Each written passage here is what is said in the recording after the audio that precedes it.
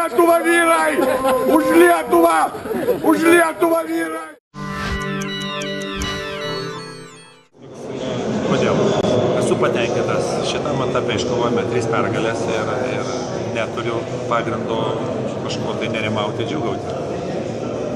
Galbūt kažkiek nesutinku su ta nuomonė, kad, pavyzdžiui, Ukraina yra silpna, arba tenai kokie čekai, suomiai, sakykime, belgai.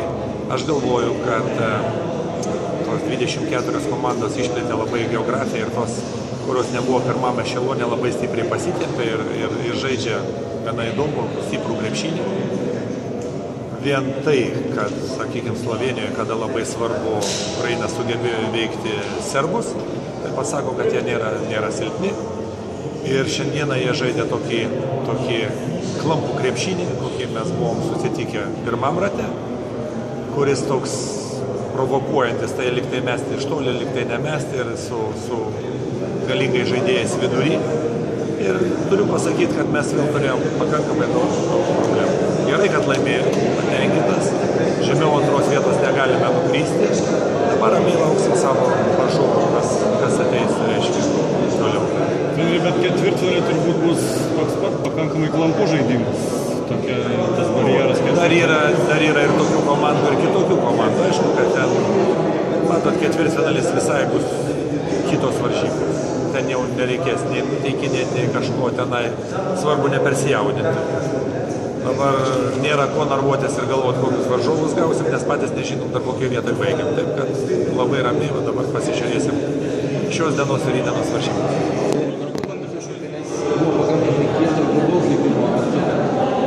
Aš ir kalbu, kad tas klampus jis nėra mums visiškai parankus. Ir daugiau kai ko buvo, bet nieko. Taip. Rinktinė atitrūko antram kėliny, kai greitai bėgo. Mes norim greitai žaisti, bet varžovas žino tai ir mums ne visada leidžia. Pavyzdžiui, reikia tada daug kamuolių atkovoti. Šiandieną vis dėlto 12 kamuolių jie paėmė. Mes laimėjom lentą, bet šiaip tai yra pakankamai didelis skaičius. Jie buvo labai susikoncentravę ant perimetro, kas vėlgi mums nėra visiškai paranku. Taip, kad... Bet šiuo etapu, kaip pasakyti, pagrindinė esu patenkintas. Rungtynių pabaigoje Linas Kleiza ėmėsi iniciatyvos, ar buvo toks planas? Nu, matote, jeigu mes kalbam apie tuos pagrindinius žaidėjus, tai galbūt ne viskas jiems kartais ir sekasi, bet šiandien buvo tos rungtynės, kada jau nebegalima jiems buvo duoti 10 minučių arba 8, jie irgi turi būti ritme. Jeigu mes galvom apie ketvirtfinalį, jeigu jau vienas žaidė mažiau, jeigu dar mažiau, mes nežinom, ar žaisim po 3 dienų, suprantat, tas ritmas yra labai svarbus. Tai kartais ir dar duodi tam tikras minutės, kad būtų žaidėjas geram ritme.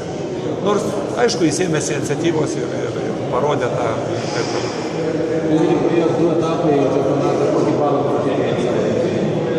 Čia balus jūs rašykit. Jūs balus rašat, jūs pastebit, kad trenerio nėra treniruotė, nors nei vieno šiandieną nebuvo iš jūsų irgi rytiniai treniruotė. Užšventėt vakar. Gerai, ačiū. Norėjom tradicijom. Yes.